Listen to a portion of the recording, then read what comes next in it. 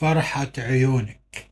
هذا هو الصباح الثاني الذي بحثت فيه عن عيونك، لكن كانت بالسماء غيوم تحول بيني وبين الأماني، واعلم أن فرحة عيونك تخفيها المآسي والهموم.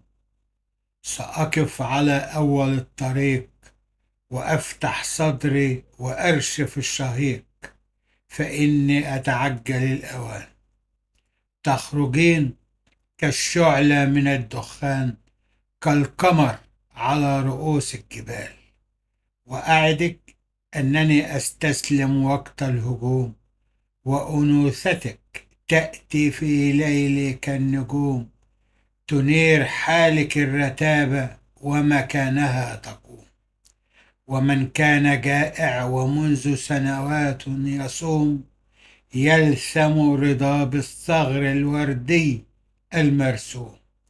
ولا بد من الاعتناء والاهتمام مع كل حب واحترام، والحب عندي انسجام، عراق تصافي وئام.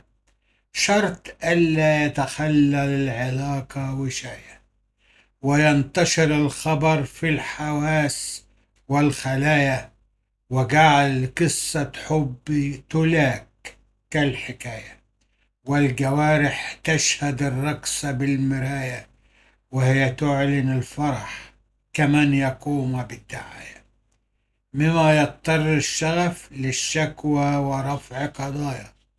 وربما أعانه السيد حنين شوقي في البداية، لكن السيد عقل القاضي متواطئ حتى النهاية، وليس لي نصير في حبك حتى لمسات يداي. كلمات الشاعر محمد البستاني.